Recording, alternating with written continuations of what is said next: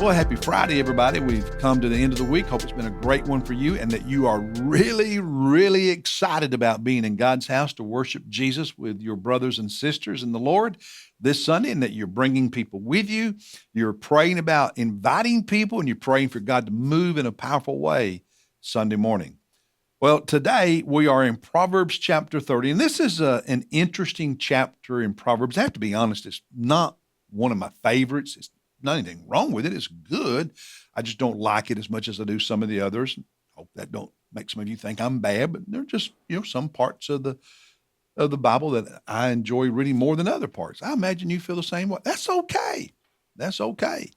But don't know why I said that, but anyway, it's the truth. Proverbs chapter 30. The author of this Proverbs is some person named Agur. I didn't look it up to see how to pronounce his name. And the truth is, this Agur, we don't have a clue who he is. Some people speculate and maybe say it was another name for Solomon. Yes, but there's no evidence or support for that. We don't know who he is.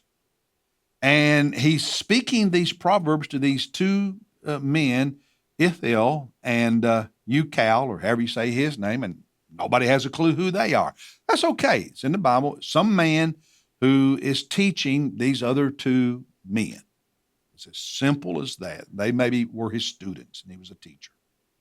And what he does in here, he writes in a way that seeks to be humble and not cocky, and he expresses in these proverbs a lot of just interesting human observations, just looking at life, looking at people, looking at nature. He observes and he writes some wisdom down, and so he speaks. He seeks to speak with humility. Look at verses 2 and 3. He says, "Surely I am more stupid than any man. I do not have the understanding of a man." That's a form of poetic exaggeration. We see that, for instance, in some of the Psalms, other places. It's just a very dramatic, poetic way. It's an exaggerated statement of saying, I don't claim to be the smartest person in the world. Verse 3. "Neither have I learned wisdom, nor do I have the knowledge of the Holy One," the knowledge of God. Amos, the prophet, in chapter 7 said he's neither a prophet nor the son of a prophet, meaning that he was not trained professionally. There are prophet schools in the Old Testament era. And I think what he's saying here in verse 3 is, I'm not trained in the art of wisdom. I don't have a degree in it. He says, I don't have the formal education, so to speak, and I certainly don't claim to know everything that God knows or says or does, and so on, in verse 3. Verse 4, he said, "Who has ascended into heaven and descended? Who has gathered the wind in his fist? Who has wrapped the waters in his garment? Who has established all the ends of the earth? What is his name or his son's name?" Surely what he's saying is, I haven't done all those things. God, that's God. God is the only one who's done those things. I don't even know God's son's name, the Messiah. He knew something about a God's promise of a Messiah, but there's so much he just didn't know. And he's trying to say, listen, I'm not claiming special status. I'm not claiming that I'm the wisest person in the world and I know everything. But some of his observations are really beautiful, and they follow in the next several verses. So let's look at some of those. Verse 5, where he says, "Every word of God is tested. He is a shield to those who take refuge in him. Do not add," verse 6, "do not add to his words, or he will reprove you, and you will be proved a liar." In other words, have confidence in, trust the word of God, and don't change it. Don't add to it. Don't take away from it. Just trust the word of God. Don't distort it. Verses 8 and 9. He says, "Keep deception and lies from me." And then here's the part I really like. "Give me neither poverty nor riches. Give me neither poverty nor riches. Feed me with the food that is my portion, that I not be full and deny you and say, who is the Lord?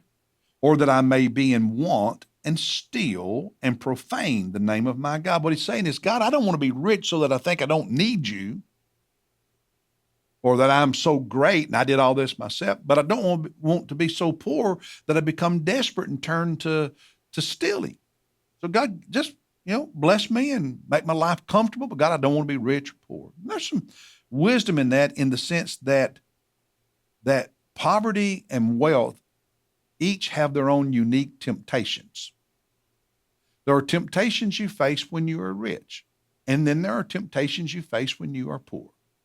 Neither status is without its challenges, without its temptations. Another observation that I really like in this chapter is verse 12, where he says, there is a kind who is pure in his own eyes, yet, but is not washed from his filthiness. There are people who sin and do wrong, but in their eyes, they haven't done anything wrong.